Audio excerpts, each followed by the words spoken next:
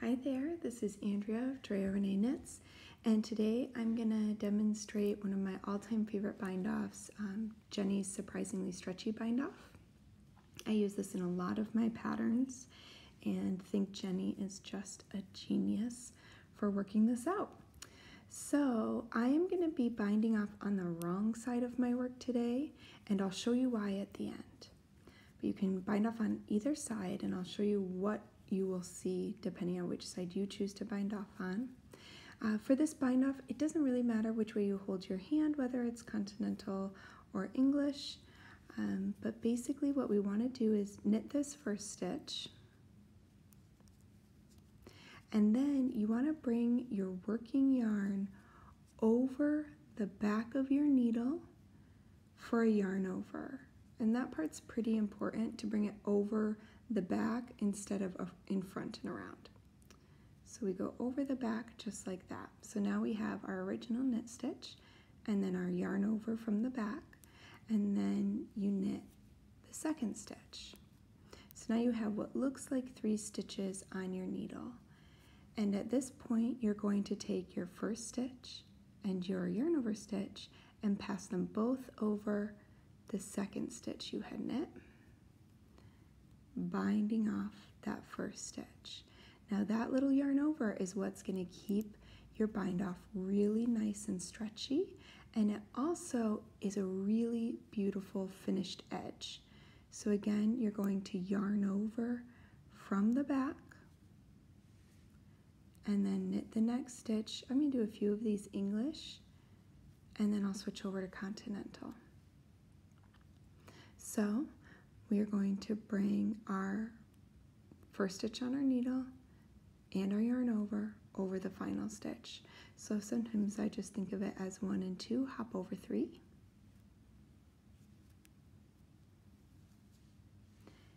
And you repeat these steps.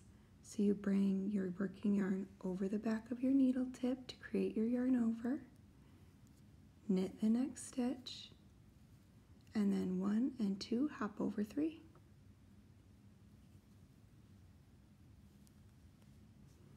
Yarn over the back of your needle, and remember to bring it to complete the yarn over so that you can knit the next stitch, and then 1 and 2, hop over 3.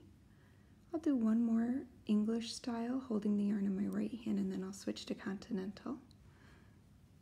Go ahead and bring your working yarn over the back of your stitch, knit the next stitch, over the back of your needle, and 1 and 2, hop over 3.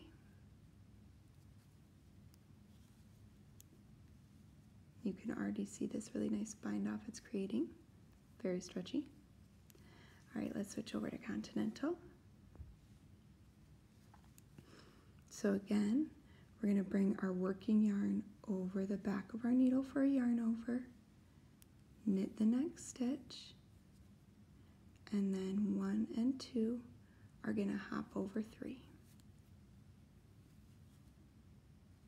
Working yarn over the back of our needle, knit the next stitch, 1 and 2 are going to hop over 3. And if it's easier for you, you can do these one at a time. It's just a little quicker if you have a lot of stitches to bind off, to grab both the stitch and the yarn over at the same time. But whatever is comfortable for you is totally fine. So here we go again.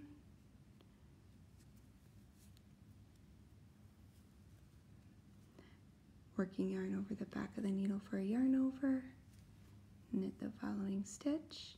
So all you're doing is you're putting a yarn over in between every single one of the stitches that you're going to bind off. And that little bit of extra yarn is going to give us a really beautiful bind off that's really stretchy, because it's pretty rare that we ever want a tight bind off, right? So here's my final one. And bring these 2 over.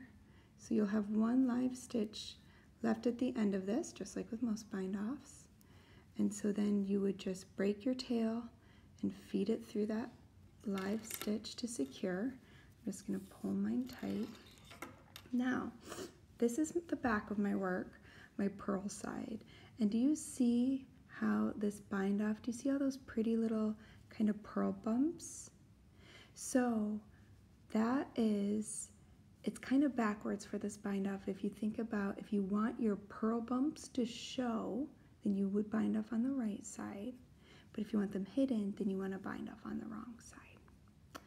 And then on the opposite side, do you see how it looks like this line of knit stitches going this way? So that's why I bound off on the wrong side, because I wanted those knit looking stitches to be on my right side. And it also, to me, looks like a faux I-cord when you have that facing the front, which I think is really pretty. And then check out the stretch. Super duper, you know, it can stretch just as much as the rest of my fabric can. So it's a great bind off.